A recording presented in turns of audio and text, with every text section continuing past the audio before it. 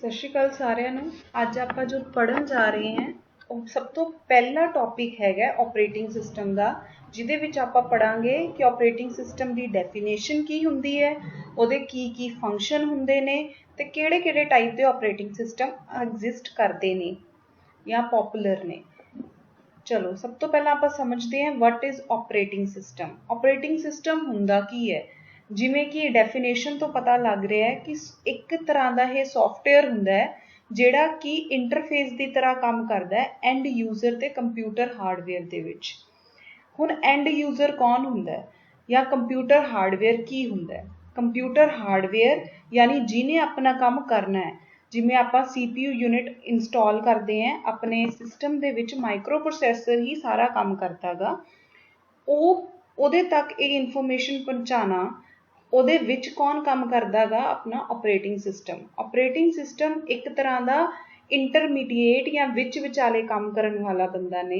ਇੱਕ ਸੌਫਟਵੇਅਰ ਹੈ ਜਿਹੜਾ ਵਿੱਚ ਵਿਚਾਲੇ ਕੰਮ ਕਰਦਾ ਹੈ ਕੰਪਿਊਟਰ ਹਾਰਡਵੇਅਰ ਤੇ ਯੂਜ਼ਰ ਦੇ ਵਿੱਚ। ਯੂਜ਼ਰ ਕੌਣ ਹੈ?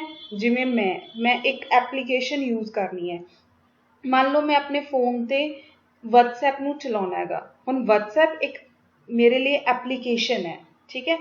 ਹੁਣ ਜੇ ਮੈਂ WhatsApp ਤੇ ਕੋਈ ਵੀ ਮੈਸੇਜ ਸੈਂਡ ਕਰਦੀ ਹਾਂ ਕਿਸੇ ਹੋਰ ਬੰਦੇ ਨੂੰ, ਹੁਣ ਉਹ ਮੈਸੇਜ ਸੈਂਡ ਕਰਨ ਤੇ ਮੈਂ ਤਾਂ ਕਲਿੱਕ ਕਰਤਾ। ਹੁਣ ਉਸ ਤੋਂ ਬਾਅਦ 'ਚ ਉਹ ਮੈਸੇਜ ਮੇਰੇ ਫੋਨ ਤੋਂ ਹੋ ਕੇ ਦੂਸਰੇ ਦੇ ਫੋਨ ਤੱਕ ਕਿਵੇਂ ਜਾਊਗਾ? ਉਹਨੂੰ ਕੌਣ ਕਮਾਂਡ ਕਰੂਗਾ ਕਿ ਇਹਨੇ ਸੈਂਡ ਬਟਨ ਕਲਿੱਕ ਕੀਤਾ ਹੈ, ਹੁਣ ਇਸ ਮੈਸੇਜ ਨੂੰ ਸੈਂਡ ਕੀਤਾ ਜਾਵੇ? ਇਹ ਸਾਰੀ ਪ੍ਰੋਸੈਸਿੰਗ ਜੋ ਕਰਦਾ ਹੈ ਉਹ ਕੰਪਿਊਟਰ ਦੇ ਸੌਫਟਵੇਅਰ ਜਾਂ ਕੰਪਿਊਟਰ ਦਾ ਹਾਰਡਵੇਅਰ, ਜਿਹਨੂੰ ਆਪਾਂ ਮਾਈਕਰੋ ਪ੍ਰੋਸੈਸਰ ਕਹਿੰਦੇ ਹਾਂ, ਉਹ ਕਰਦਾ ਹੈ। ਮਾਈਕਰੋ ਪ੍ਰੋਸੈਸਰ ਤੋਂ ਇਹ ਸਾਰਾ ਕੰਮ ਕਰਵਾਉਣਾ ਕਿਹਦੀ ਜ਼ਿੰਮੇਵਾਰੀ ਹੁੰਦੀ ਹੈ? ਸੌਫਟਵੇਅਰ ਦੀ। ਹੁਣ ਸੌਫਟਵੇਅਰ ਕਿਹੜਾ ਹੈ? ਉਹ ਮੇਨ ਸੌਫਟਵੇਅਰ ਜਿਹੜੇ ਇਹ ਸਾਰੇ ਹਾਰਡਵੇਅਰ ਤੋਂ ਕੰਮ ਕਰਵਾਉਂਦਾ ਹੈ। ਯੂਜ਼ਰ ਤੋਂ ਇੰਸਟਰਕਸ਼ਨ ਲੈ ਕੇ ਉਹ ਇੰਸਟਰਕਸ਼ਨ ਅੱਗੇ ਮਾਈਕਰੋ ਪ੍ਰੋਸੈਸਰ ਨੂੰ ਦਿੰਦਾ ਹੈ ਤਾਂ ਕਿ ਮਾਈਕਰੋ ਪ੍ਰੋਸੈਸਰ ਆਪਣਾ ਉਹ ਕੰਮ ਕਰ ਸਕੇ। ਉਹਨੂੰ ਆਪਾਂ ਆਪਰੇਟਿੰਗ ਸਿਸਟਮ ਕਹਿੰਦੇ ਹਾਂ। ਇੱਕ ਹੋਰ ਬਹੁਤ ਇੰਪੋਰਟੈਂਟ ਗੱਲ ਹੈ ਕਿ ਹਰ ਕੰਪਿਊਟਰ ਦੇ ਵਿੱਚ, ਜੇ ਕੰਪਿਊਟਰ ਨੂੰ ਆਪਾਂ ਚਲਾਉਣਾ ਹੈ, ਉਹਦੇ ਵਿੱਚ ਇੱਕ ਆਪਰੇਟਿੰਗ ਸਿਸਟਮ ਹੋਣਾ ਬਹੁਤ ਜ਼ਰੂਰੀ ਹੈ। ਇਹ ਉਹ ਸੌਫਟਵੇਅਰ ਹੁੰਦਾ ਹੈ ਜਿਹੜੇ ਦੂਸਰੇ ਸਾਰੇ ਸੌਫਟਵੇਅਰ ਜਿਹੜੇ ਵੀ ਆਪਾਂ ਸਿਸਟਮ ਦੇ ਵਿੱਚ ਜਾਂ ਆਪਣੇ ਫੋਨ ਦੇ ਵਿੱਚ ਆਪਾਂ ਰੱਖਦੇ ਹਾਂ ਉਹਨਾਂ ਨੂੰ ਚਲਾਉਂਦਾ ਹੈ। ਜਿਵੇਂ ਕਿ ਆਪਰੇਟਿੰਗ ਸਿਸਟਮ ਐਂਡਰੋਇਡ ਇੱਕ ਤਰ੍ਹਾਂ ਦਾ ਆਪਰੇਟਿੰਗ ਸਿਸਟਮ ਹੈ, Windows 7 ਇੱਕ ਤਰ੍ਹਾਂ ਦਾ ਆਪਰੇਟਿੰਗ ਸਿਸਟਮ ਹੈ, Windows 8 ਇੱਕ ਤਰ੍ਹਾਂ ਦਾ ਆਪਰੇਟਿੰਗ ਸਿਸਟਮ ਹੈ। ਇਹ ਸਾਰੇ ਡਿਫਰੈਂਟ ਆਪਰੇਟਿੰਗ ਸਿਸਟਮ ਨੇ। ਲਾਈਨੈਕਸ, ਯੂਨੈਕਸ, ਇਹ ਸਾਰੇ ਡਿਫਰੈਂਟ ਆਪਰੇਟਿੰਗ ਸਿਸਟਮ ਨੇ। ਆਪਰੇਟਿੰਗ ਸਿਸਟਮ ਦਾ ਕੰਮ ਇਹ ਹੁੰਦਾ ਹੈ ਉਹ ਦੂਸਰੇ ਸਿਸਟਮਸ ਨੂੰ ਚਲਾਉਂਦਾ ਹੈ। ਜਿਹੜੇ ਦੂਸਰੇ ਤੁਸੀਂ ਪ੍ਰੋਗਰਾਮ ਜਾਂ ਦੂਸਰੇ ਤੁਸੀਂ ਐਪਲੀਕੇਸ਼ਨਸ ਜਿਹੜੇ ਵੀ ਤੁਸੀਂ ਆਪਣੇ ਸਿਸਟਮ ਦੇ ਵਿੱਚ ਜਾਂ ਫੋਨ ਦੇ ਵਿੱਚ ਇੰਸਟਾਲ ਕਰੋਗੇ ਉਹਨਾਂ ਨੂੰ ਚਲਾਉਂਦਾ ਗਾ, ਠੀਕ ਹੈ। ਆਪਰੇਟਿੰਗ ਸਿਸਟਮ ਜਿਵੇਂ ਹੁਣ ਆਪਾਂ ਜਿਹੜੀ ਲੈਂਗੁਏਜ ਦੇ ਵਿੱਚ WhatsApp ਤੇ ਮੈਸੇਜ ਟਾਈਪ ਕਰਦੇ ਹਾਂ ਉਹ ਹੁੰਦੀ ਹੈ ਇੰਗਲਿਸ਼, ਪੰਜਾਬੀ, ਹਿੰਦੀ। ਪਰ ਜਿਹੜੀ ਲੈਂਗੁਏਜ ਕੰਪਿਊਟਰ ਸਮਝਦਾ ਉਹਨੂੰ ਆਪਾਂ ਕਹਿੰਦੇ ਹਾਂ ਕੰਪਿਊਟਰ ਦੀ ਲੈਂਗੁਏਜ, ਜਿਹਨੂੰ ਆਪਾਂ ਬਾਈਨਰੀ ਲੈਂਗੁਏਜ ਕਹਿੰਦੇ ਹਾਂ, ਜਾਂ 0 ਜਾਂ 1 ਵਿੱਚ ਹੁੰਦੀ ਹੈ। ਹੁਣ ਇਹ ਕਮਿਊਨੀਕੇਸ਼ਨ ਕੌਣ ਕਰਵਾਉਂਦਾ ਗਾ? ਕਿ ਇੱਕ ਤਰ੍ਹਾਂ ਕੋਈ ਹੋਰ ਦੂਸਰੀ ਲੈਂਗੁਏਜ ਯੂਜ਼ ਕਰ ਰਿਹਾ, ਇਹ ਦੂਸਰੀ ਲੈਂਗੁਏਜ ਯੂਜ਼ ਕਰ ਰਿਹਾ, ਦੋਨਾਂ ਦੀ ਲੈਂਗੁਏਜ ਨੂੰ ਆਪਸ ਦੇ ਵਿੱਚ ਕਮਿਊਨੀਕੇਟ ਕਰਵਾਉਣ ਵਾਸਤੇ ਕੌਣ ਕੰਮ ਕਰਦਾ ਹੈ? Operating system. ਇਸ ਲਈ ਜਿੰਨੇ ਵੀ ਸੌਫਟਵੇਅਰ ਜਾਂ ਆਪਾਂ ਐਪਲੀਕੇਸ਼ਨ ਆਪਣੇ ਫੋਨ 'ਚ ਜਾਂ ਐਪਸ ਡਾਊਨਲੋਡ ਕਰਦੇ ਹਾਂ ਉਹ ਸਾਰੇ ਦੇ ਸਾਰੇ ਪਿੱਛੇ ਬਾਈਨਰੀ ਲੈਂਗੁਏਜ ਦੇ ਵਿੱਚ ਕੰਮ ਕਰਦੇ ਹੈ। ਸਿਸਟਮ ਦੇ ਵਿੱਚ ਉਹ ਬਾਈਨਰੀ ਲੈਂਗੁਏਜ ਦੇ ਕੰਮ ਕਰਦੇ ਹੈ। ਪਰ ਯੂਜ਼ਰ ਨੂੰ ਕਿਹੜੀ ਲੈਂਗੁਏਜ ਸਮਝ ਆਉਂਦੀ ਹੈ? ਜੇ ਮੈਂ ਫੋਨ ਨੂੰ ਚਲਾ ਰਹੀ ਹਾਂ ਮੈਨੂੰ ਜਾਂ ਤਾਂ ਇੰਗਲਿਸ਼ ਸਮਝ ਆਊਗੀ ਜਾਂ ਹਿੰਦੀ ਜਾਂ ਪੰਜਾਬੀ, ਜੀ ਕੋਈ ਵੀ ਲੈਂਗੁਏਜ ਸਮਝ ਆਊਗੀ। ਹੁਣ ਉਹ ਲੈਂਗੁਏਜ ਨੂੰ ਕਿਵੇਂ ਚੇਂਜ ਕਰਕੇ ਜਾਂ ਕਿਵੇਂ ਉਹਦੀ ਕਮਾਂਡਸ ਨੂੰ ਜਾਂ ਇੰਸਟਰਕਸ਼ਨਸ ਨੂੰ ਜਿਹੜਾ ਸੌਫਟਵੇਅਰ ਹੈ ਉਹਦੇ ਤੱਕ ਪਹੁੰਚਾਉਣਾ ਜਾਂ ਉਹਨੂੰ ਪ੍ਰੋਸੈਸ ਕਰਨਾ, ਉਹ ਸਾਰਾ ਕਿਹਦਾ ਕੰਮ ਹੁੰਦਾ ਹੈ? ਆਪਰੇਟਿੰਗ ਸਿਸਟਮ ਦਾ। ਹਰ ਸਿਸਟਮ ਦੇ ਵਿੱਚ ਘੱਟੋ ਘੱਟ ਇੱਕ ਆਪਰੇਟਿੰਗ ਸਿਸਟਮ ਹੋਣਾ ਬਹੁਤ ਜ਼ਰੂਰੀ ਹੈ, ਅਦਰਵਾਈਜ਼ ਤੁਹਾਡਾ ਪ੍ਰੋਗਰਾਮ ਜਾਂ ਤੁਹਾਡਾ ਸਿਸਟਮ ਨਹੀਂ ਚੱਲੂਗਾ। ਹੁਣ ਆਪਾਂ ਡਾਇਗਰਾਮ ਦੇ ਥਰੂ ਸਮਝ ਲੈਂਦੇ ਹਾਂ ਕਿ ਆਪਰੇਟਿੰਗ ਸਿਸਟਮ ਕੀ ਹੁੰਦਾ ਹੈ। ਆਪਰੇਟਿੰਗ ਸਿਸਟਮ ਦੇ ਵਿੱਚ ਤੁਸੀਂ ਦੇਖ ਸਕਦੇ ਹੋ ਸਭ ਤੋਂ ਪਹਿਲਾਂ ਆਪਾਂ ਲਿਖਿਆ ਹੋਇਆ ਹੈ ਯੂਜ਼ਰ। ਯੂਜ਼ਰ ਦਾ ਮਤਲਬ ਹੈਗਾ ਯੂਜ਼ਰ ਜਿਹੜਾ ਕਿ ਬੰਦਾ ਸਿਸਟਮ ਨੂੰ ਯੂਜ਼ ਕਰ ਰਿਹਾ, ਫੋਨ ਨੂੰ ਯੂਜ਼ ਕਰ ਰਿਹਾ। ਜੇ ਮੈਂ ਆਪਣੇ ਫੋਨ ਨੂੰ ਯੂਜ਼ ਕਰ ਰਹੀ ਹਾਂ, ਮੈਂ ਫੋਨ ਲਈ ਕੀ ਹੋ ਗਈ? ਯੂਜ਼ਰ। ਹੁਣ अगर मैं WhatsApp ਤੇ मैसेज सेंड करना है तो WhatsApp की होगी मेरी एप्लीकेशन होगी। ਹੁਣ ਜਦੋਂ मैं एप्लीकेशन ਤੇ सेंड बटन ਤੇ मैसेज क्लिक करता मेरी जिम्मेदारी खत्म है। ਹੁਣ ਉਹ मैसेज ਕਿਵੇਂ ਉਹ ਰਨ ਕਰਦਾ ਜਾਂ ਕਿਵੇਂ ਚਲਾਉਂਦਾ ਹੈ ਉਹ ਕਿਹਦੀ ਜ਼ਿੰਮੇਵਾਰੀ ਹੁੰਦੀ ਹੈ? ਆਪਰੇਟਿੰਗ ਸਿਸਟਮ ਦੀ। ਆਪਰੇਟਿੰਗ ਸਿਸਟਮ ਤੁਸੀਂ ਦੇਖ ਰਹੇ ਹੋ ਐਪਲੀਕੇਸ਼ਨ ਤੇ ਹਾਰਡਵੇਅਰ ਦੇ ਵਿੱਚ ਆਪਾਂ ਰੱਖਿਆ ਹੈ। ਇਹਦਾ ਮਤਲਬ ਐਪਲੀਕੇਸ਼ਨ ਤੇ ਹਾਰਡਵੇਅਰ ਦੇ ਵਿੱਚ ਕੰਮ ਕਰਦਾ ਹੈ, ਉਹਨਾਂ ਨੂੰ ਇੱਕ ਦੂਜੇ ਦੀ ਗੱਲ ਸਮਝਾਉਂਦਾ ਹੈ। ਐਪਲੀਕੇਸ਼ਨ ਕੀ ਚਾਹੁੰਦਾ ਹੈ ਇਹ ਹਾਰਡਵੇਅਰ ਤੱਕ ਪਹੁੰਚਾਉਂਦਾ ਹੈ ਤੇ ਹਾਰਡਵੇਅਰ ਨੇ ਉਹਦਾ ਕੀ ਆਊਟਪੁੱਟ ਕੱਢਿਆ ਹੈ, ਕੀ ਰਿਜ਼ਲਟ ਕੱਢਿਆ ਹੈ, ਉਹ ਕਿਹਨੂੰ ਪਹੁੰਚਾਉਂਦਾ ਗਾ? ਐਪਲੀਕੇਸ਼ਨ ਨੂੰ ਪਹੁੰਚਾਉਂਦਾ ਹੈ। ਤੇ ਐਪਲੀਕੇਸ਼ਨ ਦੇ ਥਰੂ ਕੌਣ ਦੇਖ ਸਕਦਾ ਹੈ? ਯੂਜ਼ਰ ਦੇਖ ਸਕਦਾ ਹੈ।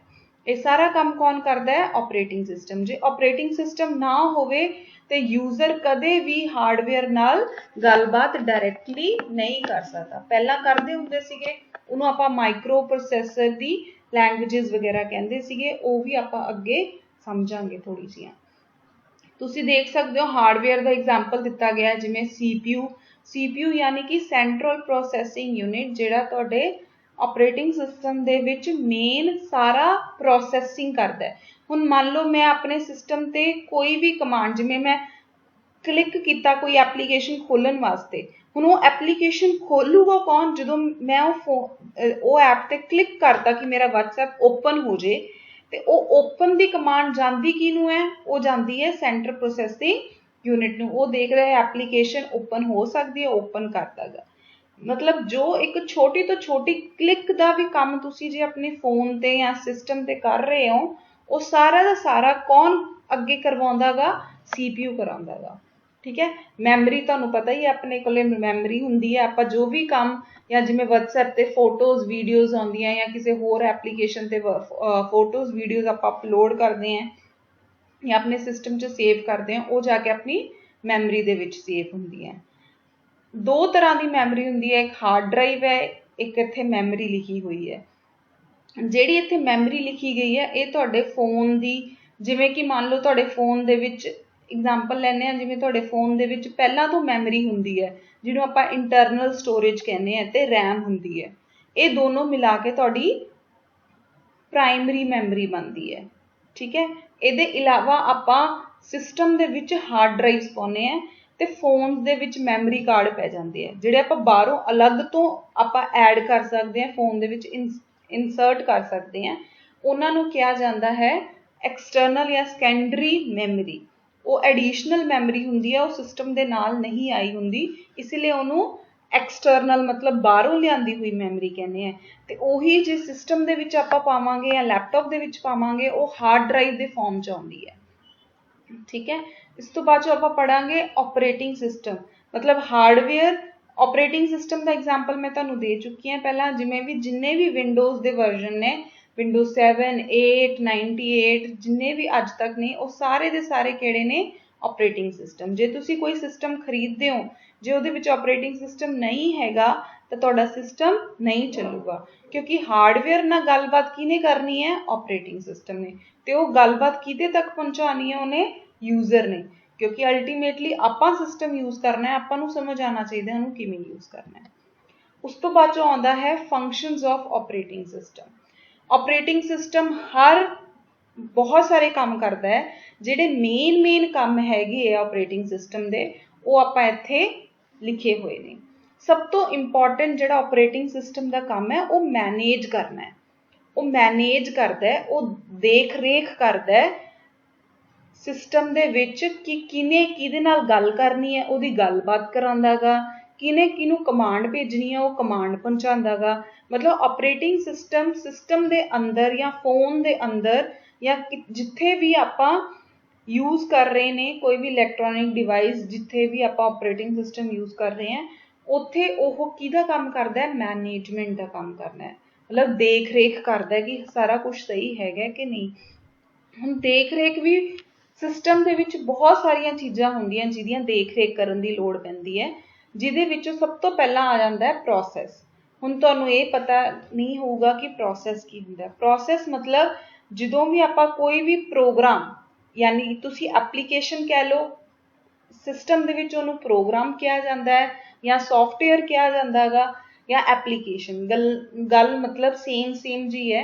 एप्लीकेशन कह लो, सॉफ्टवेयर कह लो, प्रोग्राम कह लो, ਤੇ ਜਿਹੜਾ ਪ੍ਰੋਗਰਾਮ ਹੁਣ ਇਸ ਟਾਈਮ ਤੇ ਆਪਾਂ ਚਲਾ ਰਹੇ ਹੁੰਨੇ ਆ ਉਹਨੂੰ ਆਪਾਂ ਪ੍ਰੋਸੈਸ ਕਹਿ ਦਿੰਦੇ ਆ। ਹਾਲੇ ਤੁਸੀਂ ਇਹੀ ਸਮਝ ਲਓ ਕਿ ਐਪਲੀਕੇਸ਼ਨ ਜਾਂ ਸੌਫਟਵੇਅਰ ਜਾਂ ਪ੍ਰੋਗਰਾਮ ਜਾਂ ਪ੍ਰੋਸੈਸ ਸੇਮ ਗੱਲ ਹੈ, ਠੀਕ ਹੈ। ਉਸ ਪ੍ਰੋਸੈਸ ਨੂੰ ਹਰ ਤਰੀਕੇ ਨਾਲ ਮੈਨੇਜ ਕਰਦਾ ਹੈ। ਕਿਸੇ ਵੀ ਪ੍ਰੋਸੈਸ ਨੂੰ ਕ੍ਰੀਏਟ ਕਰਨਾ ਜਾਂ ਉਹਨੂੰ ਡਿਲੀਟ ਕਰਨ 'ਚ ਵੀ ਮਦਦ ਕਰਦਾ ਹੈ। ਉਹਦੀ ਸਿੰਕਰੋਨਾਈਜੇਸ਼ਨ, ਹੁਣ ਸਿੰਕਰੋਨਾਈਜੇਸ਼ਨ ਜਾਂ ਕਮਿਊਨੀਕੇਸ਼ਨ ਕੀ ਹੁੰਦੀ ਹੈ? ਜੇ ਕਿਸੇ ਇੱਕ ਐਪਲੀਕੇਸ਼ਨ ਨੇ, ਮੰਨ ਲਓ ਹੁਣ ਤੁਸੀਂ ਫੋਟੋ ਅਪਲੋਡ ਕਰਨੀ ਹੈ ਆਪਣੀ ਫੇਸਬੁੱਕ ਤੇ, ਫੇਸਬੁੱਕ ਤੁਹਾਡੀ ਇੱਕ ਐਪਲੀਕੇਸ਼ਨ ਹੈ, ਗੈਲਰੀ ਤੋਂ ਤੁਸੀਂ ਫੋਟੋ ਅਪਲੋਡ ਕਰਨੀ ਹੈ, ਗੈਲਰੀ ਇੱਕ ਦੂਜੀ ਐਪਲੀਕੇਸ਼ਨ ਹੈ।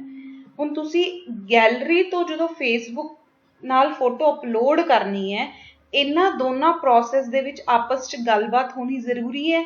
ਉਹ ਗੱਲਬਾਤ ਕੌਣ ਕਰਵਾਉਂਦਾ ਹੈ? ਆਪਰੇਟਿੰਗ ਸਿਸਟਮ ਕਰਾਉਂਦਾ ਹੈ। ਸਿੰਕਰੋਨਾਈਜੇਸ਼ਨ ਮਤਲਬ ਇਹਨਾਂ ਦੋਨਾਂ, ਹੁਣ ਕਦੇ ਐਵੇਂ ਨਹੀਂ ਹੁੰਦਾਗਾ ਕਿ ਤੁਹਾਡੇ ਵਟਸਐਪ ਤੇ ਜੋ ਤੁਸੀਂ ਮੈਸੇਜ ਸੈਂਡ ਕੀਤਾ ਹੈ ਉਹ ਮੈਸੇਜ ਦਾ ਟਾਈਮ ਡੇਟ ਉਹੀ ਆਊਗਾ ਜਿਹੜਾ ਤੁਹਾਡੇ ਫੋਨ ਦੇ ਵਿੱਚ ਟਾਈਮ ਡੇਟ ਹੈ। ਮਤਲਬ ਉਹਨਾਂ 'ਚ ਆਪਸ 'ਚ ਕੀ ਹੈ? ਸਿੰਕ ਹੈ। ਮਤਲਬ ਸਿੰਕ ਮਤਲਬ ਇੱਕ ਦੂਜੇ ਦੇ ਨਾਲ ਉਹ ਤਾਲਮੇਲ ਨਾਲ ਕੰਮ ਕਰ ਰਹੇ ਨੇ, ਇੱਕ ਦੂਜੇ ਨਾਲ ਉਹਨਾਂ ਦਾ ਤਾਲਮੇਲ ਸਹੀ ਹੈ। ਸਿੰਕਰੋਨਾਈਜੇਸ਼ਨ ਦਾ ਮਤਲਬ ਹੋ ਗਿਆ ਤਾਲਮੇਲ, ਕਮਿਊਨੀਕੇਸ਼ਨ ਦਾ ਮਤਲਬ ਹੋ ਗਿਆ ਇੱਕ ਦੂਜੇ ਨਾਲ ਗੱਲਬਾਤ ਕਰਨੀ, ਠੀਕ ਹੈ। ਇਹ ਸਾਰਾ ਪ੍ਰੋਸੈਸ ਇੱਕ ਐਪਲੀਕੇਸ਼ਨ ਦੂਸਰੀ ਐਪਲੀਕੇਸ਼ਨ ਨਾਲ ਕਿਵੇਂ ਗੱਲ ਕਰੂਗੀ, ਇੱਕ ਦੂਜੇ ਨਾਲ ਕਿਵੇਂ ਸਿੰਕਰੋਨਾਈਜੇਸ਼ਨ ਰਹੂਗੀ, ਤਾਲਮੇਲ ਉਹਨਾਂ ਦਾ ਬਣਿਆ ਰਹੂਗਾ। ਹੁਣ ਐ ਤਾਂ ਕਦੇ ਵੀ ਨਹੀਂ ਹੁੰਦਾ ਕਿ ਜਦੋਂ ਆਪਾਂ ਗੈਲਰੀ ਦੇ ਵਿੱਚ ਫੋਟੋ ਅਪਲੋਡ ਕਰਦੇ ਹਾਂ, ਜਿਹੜੀ ਫੋਟੋ ਮੈਂ ਸਿਲੈਕਟ ਕੀਤੀ ਹੈ ਉਹੀ ਅਪਲੋਡ ਹੋਊਗੀ, ਐਵੇਂ ਤਾਂ ਹੈ ਨਹੀਂ ਕਿ ਕੋਈ ਹੋਰ ਫੋਟੋ ਅਪਲੋਡ ਹੋ ਜੂਗੀ। ਇਹਦਾ ਮਤਲਬ ਇਹਨਾਂ ਦੇ ਵਿੱਚ ਪ੍ਰੋਪਰ ਤਾਲਮੇਲ ਬਿਠਾਉਣਾ ਤੇ ਇਹਨਾਂ ਦੀ ਆਪਸ ਦੇ ਵਿੱਚ ਗੱਲ ਕਰਵਾਉਣਾ, ਇਹ ਕੰਮ ਕਿਹਦਾ ਹੈ? ਪ੍ਰੋਸੈਸ ਮੈਨੇਜਮੈਂਟ ਦਾ ਹੈਗਾ। ਔਰ ਇਹ ਕੌਣ ਕਰਦਾ ਹੈ? Operating system. ਦੂਸਰਾ ਆ ਗਿਆ ਹੁਣ ਆਪਣਾ ਹੋਰ ਸੈਕਿੰਡ ਬਹੁਤ ਇੰਪੋਰਟੈਂਟ ਚੀਜ਼ ਹੁੰਦੀ ਹੈ ਮੈਮਰੀ ਮੈਨੇਜਮੈਂਟ। ਮੈਮਰੀ ਮੈਨੇਜਮੈਂਟ ਕੀ ਹੁੰਦਾ ਹੈ? ਮੈਮਰੀ ਮੈਨੇਜਮੈਂਟ ਯਾਨੀ ਕਿ ਆਪਣੇ ਫੋਨ ਦੀ ਜਿਹੜੀ ਮੈਮਰੀ ਹੈ, ਜਿਹਨੂੰ ਆਪਾਂ ਪ੍ਰਾਇਮਰੀ ਮੈਮਰੀ ਕਹਿ ਦਿੰਦੇ ਹਾਂ, ਉਵੇਂ ਹੀ ਸਿਸਟਮ ਦੇ ਵਿੱਚ ਜਿਹੜੀ ਮੈਮਰੀ ਹੁੰਦੀ ਹੈ ਉਹਨੂੰ ਵੀ ਆਪਾਂ ਕਿਹੜੀ ਮੈਮਰੀ ਕਹਿ ਦਿੰਦੇ ਹਾਂ? ਪ੍ਰਾਇਮਰੀ ਮੈਮਰੀ ਕਹਿੰਦੇ ਹਾਂ। ਉਹ ਮੈਮਰੀ ਜਿਹਨੂੰ ਆਪਾਂ ਅੱਜ ਕੱਲ੍ਹ ਆਪਾਂ ਜਾਣਦੇ ਹਾਂ, ਫੋਨ ਦੇ ਵਿੱਚ ਸਾਰੇ ਬੱਚਿਆਂ ਨੂੰ ਪਤਾ ਹੋਊਗਾ ਕਿ ਦੋ ਤਰੀਕੇ ਦੀ ਮੈਮਰੀ ਨੂੰ ਆਪਾਂ ਦੇਖਦੇ ਹਾਂ, ਇੱਕ ਹੁੰਦੀ ਹੈ ਰੈਮ, ਇੱਕ ਨੂੰ ਆਪਾਂ ਕਹਿੰਦੇ ਨੇ ਇੰਟਰਨਲ ਸਟੋਰੇਜ। ਦੋਨਾਂ ਨੂੰ ਮਿਲਾ ਕੇ ਬਣਦੀ ਹੈ ਆਪਰੇਟਿੰਗ ਸਿਸਟਮ। ਹੁਣ ਇਹਨਾਂ ਦੀ ਮੈਨੇਜਮੈਂਟ ਕਰਨੀ ਜਿਹੜੀ ਹੈਗੀ ਹੈ ਉਹਨੂੰ ਆਪਾਂ ਕਹਿੰਦੇ ਹਾਂ ਮੈਮਰੀ ਮੈਨੇਜਮੈਂਟ। ਹੁਣ ਇਹ ਮੈਮਰੀ ਮੈਨੇਜਮੈਂਟ ਵੀ ਕੌਣ ਕਰਦਾ ਹੈ? ਆਪਰੇਟਿੰਗ ਸਿਸਟਮ ਕਰਦਾ ਹੈ। ਇਹ ਕੀ ਕਰਦਾ ਹੈ? ਕਿਸੇ ਨੂੰ ਜੇ ਮੈਮਰੀ ਦੀ ਲੋੜ ਹੈ ਉਹਨੂੰ ਮੈਮਰੀ ਐਲੋਕੇਟ ਕਰਦਾ, ਮਤਲਬ ਉਹਨੂੰ ਮੈਮਰੀ ਦਿੰਦਾ ਹੈ। ਜੇ ਮੈਮਰੀ ਦੀ ਲੋੜ ਨਹੀਂ ਹੈਗੀ ਹੈ ਉਹ ਤੋਂ ਮੈਮਰੀ ਵਾਪਸ ਲੈ ਲੈਂਦਾ ਹੈ, ਖਾਲੀ ਕਰ ਦਿੰਦਾ ਮੈਮਰੀ, ਉਹਨੂੰ ਆਪਾਂ ਕੀ ਕਹਿੰਦੇ ਹਾਂ? ਡੀ ਐਲੋਕੇਸ਼ਨ, ਠੀਕ ਹੈ। ਇਹ ਸਾਰੇ ਪ੍ਰੋਗਰਾਮ ਜਿਨ੍ਹਾਂ ਨੂੰ ਵੀ ਲੋੜ ਹੁੰਦੀ ਹੈ ਉਹਨਾਂ ਸਾਰਿਆਂ ਨੂੰ ਇਹ ਕੰਮ ਪ੍ਰੋਵਾਈਡ ਕਰਵਾਉਂਦਾ ਹੈ। ਇਹ ਕੰਮ ਕਰਦਾ ਕੌਣ ਹੈ? Operating system. ਜਿਹੜਾ ਇਹ ਫੰਕਸ਼ਨ ਹੈ ਉਹਨੂੰ ਕੀ ਕਹਿੰਦੇ ਆ? Memory management.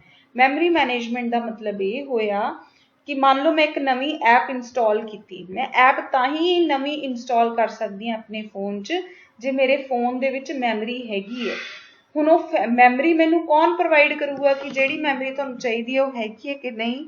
ਉਹ ਮੈਨੂੰ ਆਪਰੇਟਿੰਗ ਸਿਸਟਮ ਪ੍ਰੋਵਾਈਡ ਕਰਦਾ ਹੈ।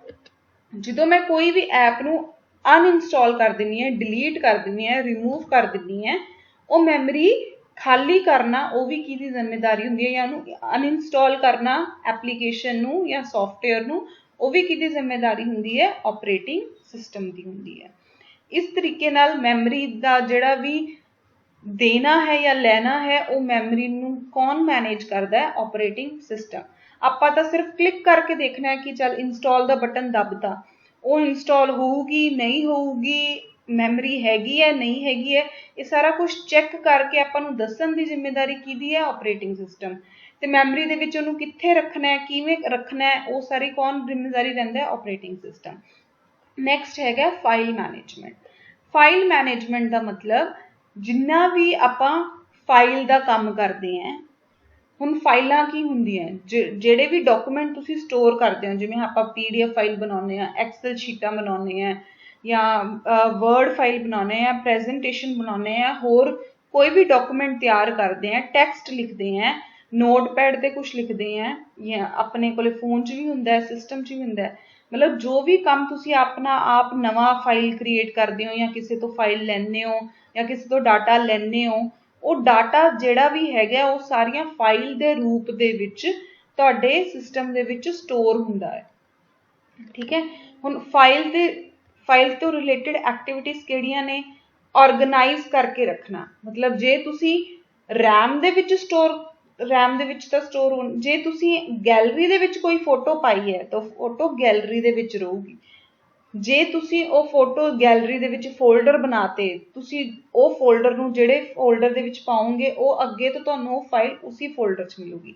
मतलब फाइलों ਨੂੰ ਕਿਵੇਂ ऑर्गेनाइज करना है, रिट्रीवल ਹੁੰਦਾ ਹੈ ਲੈਣਾ, रिट्रीव करना मतलब लैके देखना कि फाइल ਕਿਹੜੀ है, फाइल ਦਾ नाम ਕਿਵੇਂ ਰੱਖਣਾ है, फाइल ਨੂੰ ਜੇ शेयर करना है एक दूजे ਨਾਲ ਉਹ ਕਿਵੇਂ करना है, प्रोटेक्शन ऑफ द फाइल, मतलब फाइल ਦੇ ਉੱਪਰ ਜੇ ਤੁਸੀਂ ਕੋਈ सिक्योरिटी लाई है, जिवें आपां वर्ड फाइल के उपर जे आपां पासवर्ड ला दिए या किसी फोल्डर के उपर भी पासवर्ड, आपां एप्स के उपर भी पासवर्ड ला दिंदे हैं, वो पासवर्ड लाता इसदा मतलब आपां फाइल की प्रोटेक्शन कर रहे हैं, वो फाइल उसी रूप दे विच रहूगी। हुण एवें तां कदे हुंदा नहीं कि मैं वर्ड फाइल सेव कीती है ते जदों मैं इहनूं देखिया तां एक्सेल फाइल निकली, इहदा मतलब जिहड़ी फाइल जिस टाइप दी है वो फाइल उसी टाइप दी रहूगी, ਉਹਦੀ प्रोटेक्शन कौन करदा गा, वो भी ऑपरेटिंग सिस्टम करदा है। जे तुसी ਉਹਦੇ ਉੱਪਰ कोई पासवर्ड लाया है तो वो फाइल पासवर्ड प्रोटेक्टेड रहूगी। एवें नहीं हैगा जे मैं दो फाइलां खोलतियां वर्ड दियां ते एक फाइल च जिहड़ा समान मैं लिखिया होया या मटीरियल पाया होया वो दूसरे फाइल दे विच ऑटोमैटिकली चला जाऊगा, जिहड़ी फाइल दा जिहड़ा मटीरियल है वो फाइल च ही रहूगा। ठीक है, ये सारी चीज़ां दा ध्यान देना किहदा काम है, ऑपरेटिंग सिस्टम दा। उदों बाद नैक्सट आ जाता है डिवाइस मैनेजमेंट। डिवाइस नूं आपां पैरीफेरल डिवाइसिस भी कह दिंदे हैं, इनपुट आउटपुट डिवाइसिस भी कह दिंदे हैं। फोन तुहाडा एक डिवाइस है, जिहड़ी चीज़ भी तुसी बाहरों लगाओगे फोन दे नाल या सिस्टम दे नाल उहनूं की कहा जाता है, डिवाइस कहा जाता है, या इनपुट आउटपुट कहा जाता है, या पैरीफेरल्स कहा जाता है। जिवें हुण बाहरों तुसी की लगाने हो सिस्टम दे विच, बाहरों आपां प्रिंटर ऐड करते हैं, ठीक है, जे आपां कंप्यूटर देखिए, पुराने कंप्यूटर देखिए, उहदे नाल कीबोर्ड बाहरों लग्या हुंदा है, ठीक है, उहदे नाल माउस लग्या हुंदा है, ठीक है, प्रिंटर लग्या हुंदा हैगा। आपां फोन दे विच होर बाहरों की अटैच करते हैं, ईयरफोन्स लगा लैंदे हैं, हैडफोन्स लगाने हैं, ठीक है, ये सारियां चीज़ां ये किहड़े डिवाइसिस ने, ये डिवाइसिस, इन्हां नूं डिवाइसिस कहा जाता है, या पैरीफेरल्स कहा जाता है, इनपुट या आउटपुट कहा जाता है। मतलब जेड़े भी चीज़ां आपां बाहरों या तो इनपुट लैन वास्ते यूज़ कर रहे हैं या आउटपुट देने वास्ते यूज़ कर रहे हैं, उन्हां नूं आपां की कहा जाता है, डिवाइसिस कहा जाता है, या पैरीफेरल कहा जाता है, इनपुट आउटपुट डिवाइसिस कहा जाता है। हुण इन्हां सारे डिवाइसिस दा ट्रैक रखना, ट्रैक मतलब पता रखना कि केड़ा डिवाइस केड़े पोर्ट दे विच लग्या होया है। हुण अगर मैं USB लावां, USB यानी कि पेन ड्राइव लगावां अपने सिस्टम दे विच, ते 3-4 होल्स बने हुंदे हैं, पोर्ट बने हुंदे हैं, उन्हां होल्स नूं जिथे पेन ड्राइव्स वगैरह आपां लगाने आ उन्हां नूं पोर्ट कहा जांदा गा। हुण ओह पोर्ट नूं जिवें 3 पोर्ट ने, पोर्ट 1, पोर्ट 2, पोर्ट 3, यानी कि होल 1, होल 2, होल 3। हुण किहड़े होल दे विच पेन ड्राइव लगी है, किहड़ी पेन ड्राइव लगी है, जिवें मैं 2 पेन ड्राइव लाई हैं, ਉਹਨੂੰ ध्यान रखना पऊगा कि पहले होल दे विचों कमांड आ रही है, मतलब पहली पेन ड्राइव लगी हुई है इत्थे। हुण ओहदा ट्रैक रखना ये किहदी जिम्मेदारी हुंदी है, ऑपरेटिंग सिस्टम की जिम्मेदारी हुंदी है। ठीक है, हुण इस मॉड्यूल नूं या इस काम नूं जदों ओह सारे दे सारे इनपुट या आउटपुट डिवाइसिस का ध्यान रखदा है कि किहड़े आउटपुट डिवाइस कोले कमांड गई है या किहड़े इनपुट डिवाइस तो मैनू कमांड आई है, ये सारियां चीज़ां का ध्यान रखना किहदी जिम्मेदारी हुंदी है, ऑपरेटिंग सिस्टम की। इनू आपां कह दिंदे हैं इनपुट आउटपुट कंट्रोलर, यानी कि ये इनपुट ते आउटपुट नू कंट्रोल करता है, मतलब ओहदे किवें उहने काम करना है, कित्थों उहने इनपुट देना है, कदों उहनूं आउटपुट जाना है, ये सारी चीज़ां का ध्यान कौन रखता है, ऑपरेटिंग सिस्टम। ਜਦੋਂ ਆਪਾਂ ਹੁਣ ईयरफोन्स लगा के बोलन लग जाते हैं ਹੁਣ ਉਹ ਆਵਾਜ਼ ਉੱਥੋਂ ਤੱਕ ਕਿਵੇਂ ਪਹੁੰਚਾਣੀ ਹੈ, ਕਿਹੜੇ ਪੋਰਟ ਦੇ ਥਰੂ ਪਹੁੰਚਾਣੀ ਹੈ, ਪੋਰਟ ਚੱਲ ਰਿਹਾ ਨਹੀਂ ਚੱਲ ਰਿਹਾ, ਐਕਟੀਵੇਟ ਹੋਇਆ ਨਹੀਂ ਐਕਟੀਵੇਟ ਹੋਇਆ, ਇਹ ਸਾਰਾ ਕੰਮ ਕੌਣ ਚੈੱਕ ਕਰਦਾ ਗਾ? Operating system. ਹਾਂ, ਹੁਣ ਅਗਰ ਕਿਸੇ ਵੀ ਅਗਰ ਦੋ ਐਪਲੀਕੇਸ਼ਨਸ ਨੇ, ਮੰਨ ਲਓ ਪਹਿਲਾਂ ਮੈਂ ਵਰਡ ਫਾਈਲ ਤੇ ਵੀ ਟਾਈਪ ਕਰ ਰਹੀ ਹਾਂ, ਇੱਧਰ ਮੈਂ ਨੋਟਪੈਡ ਵੀ ਖੋਲਿਆ ਹੋਇਆ ਹੈ। ਜਦੋਂ ਮੈਂ ਵਰਡ ਤੇ ਟਾਈਪ ਕਰ ਰਹੀ ਹਾਂ ਉਦੋਂ ਬਾਅਦ ਮੈਂ ਨੋਟਪੈਡ ਤੇ ਟਾਈਪ ਕਰ ਰਹੀ ਹਾਂ। ਹੁਣ ਪਹਿਲਾਂ ਕਿਹਨੂੰ ਐਲੋਕੇਟਡ ਸੀਗਾ ਕੀਬੋਰਡ? ਪਹਿਲਾਂ ਮੈਂ ਟਾਈਪ ਕਰ ਰਹੀ ਸੀਗੀ ਵਰਡ ਫਾਈਲ ਤੇ, ਮਤਲਬ ਪਹਿਲਾਂ ਕੀਬੋਰਡ ਉਹਨੇ ਕਿਹਨੂੰ ਦੇਤਾ? ਐਲੋਕੇਟ ਕਰਤਾ ਵਰਡ ਫਾਈਲ ਨੂੰ। ਉਦੋਂ ਬਾਅਦ ਮੈਂ ਨੋਟਪੈਡ ਫਾਈਲ ਤੇ ਲਿਖਣ ਲੱਗ ਗਈ, ਉਹਨੇ ਉਹ ਹਟਾ ਕੇ ਉੱਥੋਂ ਮੈਨੂੰ ਹਟਾ ਕੇ ਕਿਹਨੂੰ ਦੇਤਾ? ਨੋਟਪੈਡ ਤੇ। ਪਰ ਮੈਨੂੰ ਤਾਂ ਪਤਾ ਹੀ ਨਹੀਂ ਲੱਗਦਾ, ਮੈਂ ਬਸ ਆਪਣੇ ਕੀਬੋਰਡ ਤੇ ਮਾਊਸ ਨੂੰ ਇੱਧਰ ਲੈ ਕੇ ਜਾਨੀ ਹੈ, ਵਰਡ ਤੇ ਟਾਈਪ ਹੋਣਾ ਸ਼ੁਰੂ ਹੋ ਜਾਂਦਾ, ਨੋਟਪੈਡ ਤੇ ਲੈ ਕੇ ਜਾਨੀ ਹੈ, ਨੋਟਪੈਡ ਤੇ ਟਾਈਪ ਹੋਣਾ ਸ਼ੁਰੂ ਹੋ ਜਾਂਦਾ। ਮੰਨ ਲਓ ਤੁਸੀਂ ਦੋ ਐਪਲੀਕੇਸ਼ਨ ਖੋਲੀਆਂ, ਮੈਂ ਪਹਿਲਾਂ WhatsApp ਤੇ ਮੈਸੇਜ ਕੀਤਾ, ਫਿਰ ਮੈਂ Facebook ਤੇ ਮੈਸੇਜ ਕੀਤਾ। ਮੈਨੂੰ ਤਾਂ ਸਿਰਫ ਮਾਊਸ ਲੈ ਕੇ ਜਾਣਾ ਹੈ ਜਾਂ ਮੈਨੂੰ ਸਿਰਫ ਐਪਲੀਕੇਸ਼ਨ ਚੇਂਜ ਕਰਨੀ ਹੈ, ਬਟ ਹੁਣ ਉਹ ਕੀਬੋਰਡ ਜਿਹੜਾ ਆਪਾਂ ਕੀਬੋਰਡ ਨਾਲ ਟਾਈਪ ਕਰਦੇ ਹਾਂ, ਉਹ ਪਹਿਲਾਂ ਕਿਹਨੂੰ ਐਲੋਕੇਟਡ ਸੀਗਾ? ਵਰਡ ਫਾਈਲ ਨੂੰ। ਜਾਂ ਪਹਿਲਾਂ ਕਿਹਨੂੰ? WhatsApp ਨੂੰ। ਉੱਥੋਂ ਹਟਾ ਕੇ ਫਿਰ ਉਹਨੇ ਕਿਹਨੂੰ ਦਿੱਤਾ? Facebook ਨੂੰ। ਦੁਬਾਰਾ ਮੈਂ ਜਦੋਂ WhatsApp ਤੇ ਮੈਸੇਜ ਕਰੂੰਗੀ ਫਿਰ ਵਾਪਸ Facebook ਤੋਂ ਹਟਾ ਕੇ ਉਹ ਕਿਹੜੀ ਐਪਲੀਕੇਸ਼ਨ ਨੂੰ ਮਿਲ ਜੂਗਾ? WhatsApp ਨੂੰ। ਯਾਨੀ ਕਿ ਉਹਨੂੰ ਐਲੋਕੇਟ ਕਰਨਾ ਜਾਂ ਡੀਐਲੋਕੇਟ ਦੇਣਾ ਜਾਂ ਵਾਪਸ ਲੈਣਾ, ਇਹ ਵੀ ਕਿਹਦੀ ਜ਼ਿੰਮੇਵਾਰੀ ਹੈ?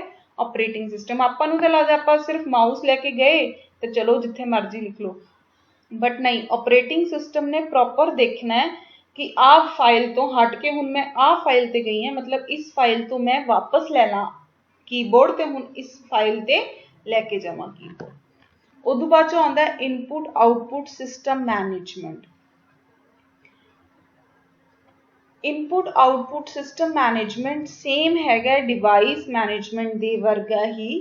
ਉਹ ਸਿਰਫ ਆਪਰੇਟਿੰਗ ਸਿਸਟਮ ਇਹ ਹਾਈਡ ਕਰ ਦਿੰਦਾ ਹੈ ਜਿਹੜੀਆਂ ਵੀ ਗੱਲਾਂ ਮੈਂ ਤੁਹਾਨੂੰ ਦੱਸੀਆਂ ਕਿ ਹੁਣ ਆ ਮਾਊਸ ਲੈ ਕੇ ਜਾ ਰਹੇ ਹਾਂ, ਐਲੋਕੇਟ ਕਰ ਰਿਹਾ, ਡੀਐਲੋਕੇਟ ਕਰ ਰਿਹਾ, ਉਹ ਦੇਖਦਾ ਕਿਹੜੇ ਹੋਲ ਦੇ ਵਿੱਚ ਪੈਨ ਡਰਾਈਵ ਹੈ, ਕਿਹੜੇ ਵਿੱਚ ਇਨਪੁਟ ਆ ਰਿਹਾ, ਕਿਹੜੇ ਵਿੱਚ ਆਊਟਪੁੱਟ ਆ ਰਿਹਾ। ਇਹ ਪਿਕੂਲੈਰਿਟੀਜ਼ ਦਾ ਮਤਲਬ ਹੈ ਡਿਟੇਲਸ, ਜਿੰਨੀਆਂ ਵੀ ਡਿਟੇਲ ਹੈ ਉਹਨੂੰ ਕੀ ਕਰ ਦਿੰਦਾ ਹੈ? ਹਾਈਡ ਕਰ ਦਿੰਦਾ ਹੈ। ਆਪਾਂ ਨੂੰ ਉਹਦੇ ਨਾਲ ਕੋਈ ਮਤਲਬ ਨਹੀਂ ਹੈਗਾ। ਮਤਲਬ ਹਾਰਡਵੇਅਰ ਡਿਵਾਈਸ ਦੀਆਂ ਜਿੰਨੀਆਂ ਵੀ ਆਹ ਡਿਟੇਲਸ ਨੇ ਕਿ ਕਿੱਥੇ ਮੈਮਰੀ ਐਲੋਕੇਟ ਹੈ, ਕਿਹੜੇ ਪੋਰਟ ਤੋਂ ਕਨੈਕਟਡ ਹੈ, ਕਿਵੇਂ ਕਨੈਕਟਡ ਹੈ, ਇਹਦੇ ਨਾਲ ਯੂਜ਼ਰ ਨੂੰ ਕੋਈ ਮਤਲਬ ਨਹੀਂ। ਇਹ ਸਾਰੀਆਂ ਚੀਜ਼ਾਂ ਹਾਈਡ ਕਰਨਾ ਵੀ ਕਿਹਦੀ ਜ਼ਿੰਮੇਵਾਰੀ ਹੁੰਦੀ ਹੈ? ਆਪਰੇਟਿੰਗ ਸਿਸਟਮ ਦੀ ਜ਼ਿੰਮੇਵਾਰੀ ਹੁੰਦੀ ਹੈ। ਲਾਸਟ ਫੰਕਸ਼ਨ ਜਿਹੜਾ ਆਪਾਂ ਸਮਝ ਰਹੇ ਹਾਂ ਉਹ ਹੈਗਾ ਸੈਕੰਡਰੀ ਸਟੋਰੇਜ ਮੈਨੇਜਮੈਂਟ। ਇੱਕ ਤਾਂ ਹੋ ਗਿਆ ਮੈਮਰੀ ਮੈਨੇਜਮੈਂਟ, ਇੱਕ ਹੋ ਗਿਆ secondary storage.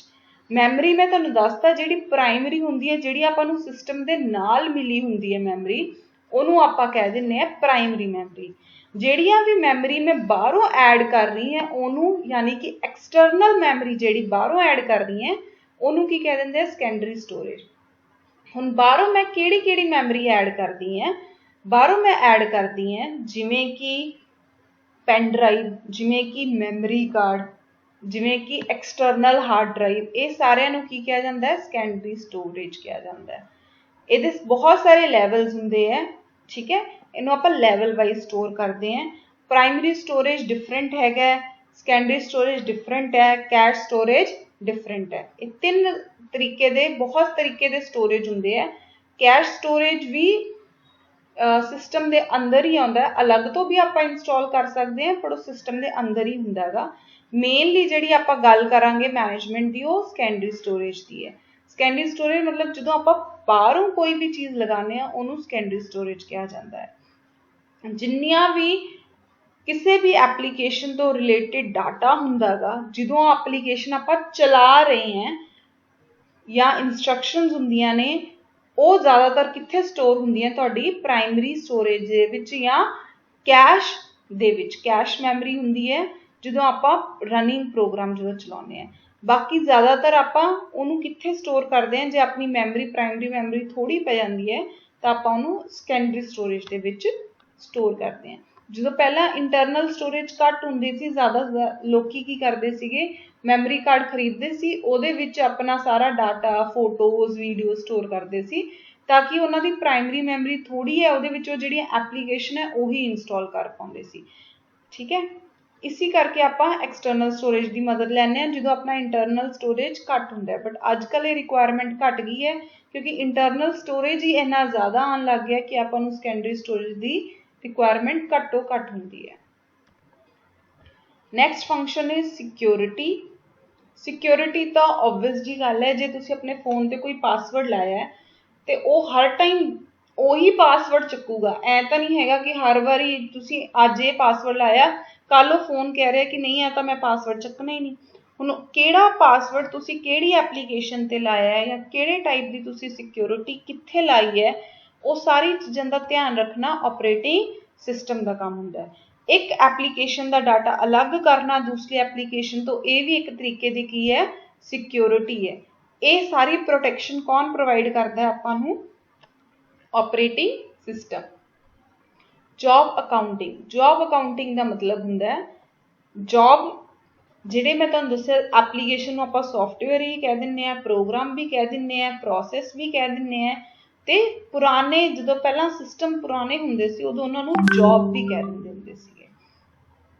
Job accounting. Account का मतलब की हुंदा रिकॉर्ड रखना। अकाउंटिंग अकाउंट्स का मतलब हुंदा रिकॉर्ड रखना। तो मतलब सारे जिन्ने भी एप्लीकेशन है, सॉफ्टवेयर है, प्रोसैस है या जॉब है, इन्हां सारिਆਂ का मतलब सेम है। इन्हां दे बारे अकाउंट्स करना यानी कि इन्हां दे बारे रिकॉर्ड रखना। इन्हां दे टाइम किहड़े टाइम ते किहड़ी एप्लीकेशन ओपन होई, किहड़े किहड़े रिसोर्सिस उन्हें यूज़ किते या किहड़े यूज़र ने किहड़ी एप्लीकेशन यूज़ की या जॉब यूज़ की, ये सारा रिकॉर्ड रखना भी किहदा काम है? ऑपरेटिंग सिस्टम का। लास्ट विच आ जाता है कम्युनिकेशन मैनेजमेंट। कम्युनिकेशन मैनेजमेंट का मतलब है आपस दे विच कोआर्डीनेट करना, आपस दे विच कम्युनिकेट करवाना। जो दो एप्लीकेशन आपस दे विच कम्युनिकेट करदियां ने या दो सॉफ्टवेयर आपस दे विच कम्युनिकेट करते हैं, उन्हां दे विच कोआर्डीनेट रखना, किनू कंपाइलर देना है, किनू इंटरप्रेटर देना है, ये सारी गल्लां दा ध्यान कौन रखना है, किहड़े सिस्टम नूं किहड़ा रिसोर्स देना है, ये भी कौन ध्यान रखता है? Operating system. हुण तुहानूं ये नहीं पता होगा कंपाइलर की हुंदा है या इंटरप्रेटर की हुंदा है, तुसीं फॉर द टाइम बिंग यही समझ लो कि एक तरह के रिसोर्सिस हुंदे ने। रिसोर्सिस हुण किहनूं कहंदे ने? जिवें आपां सब तो ज़्यादा हुण इस टाइम ते मैं की यूज़ कर रही हैं, एक माउस यूज़ कर रही हैं, तुहानूं एक कर्सर नज़र आ रहा होगा रिसोर्सिस दे थल्ले। हुण ये जिहड़ा माउस है ये भी एक तरह का रिसोर्स है, ठीक है। मैं इहनूं चला सकदी हैं ते मैं इहनूं यूज़ कर रही हैं, इहदा मतलब ये सिस्टम का एक रिसोर्स है जिन्हों मैं यूज़ कर रही हैं। कीबोर्ड जे मैं कुछ टाइप कर पा रही हैं, कीबोर्ड तो मैं कुछ टाइप कर दी, कीबोर्ड भी की है एक सिस्टम का रिसोर्स है, ਉਹਨੂੰ ऑपरेटिंग सिस्टम मैनू दे रहा है कि तुसीं इहनूं कीबोर्ड नूं चला सको, ठीक है। ये सिस्टम के रिसोर्सिस का एग्जाम्पल है। प्रिंटर भी एक तरह का रिसोर्सिस है। जिन्ने भी इनपुट आउटपुट हुंदे ने ये सारे की हुंदे ने? रिसोर्सिस हुंदे। इहदे अलावा होर किहनूं आपां रिसोर्स काउंट करते हैं? मैमरी। आपां सिस्टम की मैमरी यूज़ करते हैं अपना डाटा स्टोर करने वास्ते, उहनूं भी आपां की कहने हैं? सिस्टम का रिसोर्स कहने हैं। नैक्सट जो टॉपिक है वो आपां नैक्सट लैक्चर दे विच स्टडी करांगे, जिन्हों आपां कहने हैं टाइप्स ऑफ ऑपरेटिंग सिस्टम, जेड़े कि फॉर द टाइमिंग आपां ये समझ लैंदे हैं किन्ने टाइप के हुंदे हैं। बहुत टाइप के ऑपरेटिंग सिस्टम हुंदे हैं, बट आह जेड़े टाइप के इत्थे मैंशन किए गए ने ये सब तो कॉमन ने या सब तो ज़्यादा यूज़ हुंदे आए है या यूज़ हो रहे हैं। सब तो पुराना जिहड़ा ऑपरेटिंग सिस्टम काउंट हुंदा है वो हुंदा है बैच ऑपरेटिंग सिस्टम। उस तो बाद चों जिहड़ा अजकल बहुत कॉमनली चल रहा वो है time sharing operating system. Multi processing operating system अपनी अपनी जरूरत के अकॉर्डिंग हुंदा है, जिथे लोड़ पैंदी उत्थे आपां मल्टी प्रोसैसिंग यूज़ करते हैं। Real time operating system, distributed network, mobile system, ये डिपेंड करता है रिक्वायरमेंट टू रिक्वायरमेंट, जरूरत के हिसाब नाल ऑपरेटिंग सिस्टम यूज़ होंगे हैं। सब तो कॉमनली जिहड़ा ज़्यादा यूज़ होंदा है वो हैगा टाइम शेयरिंग ऑपरेटिंग सिस्टम, ठीक है।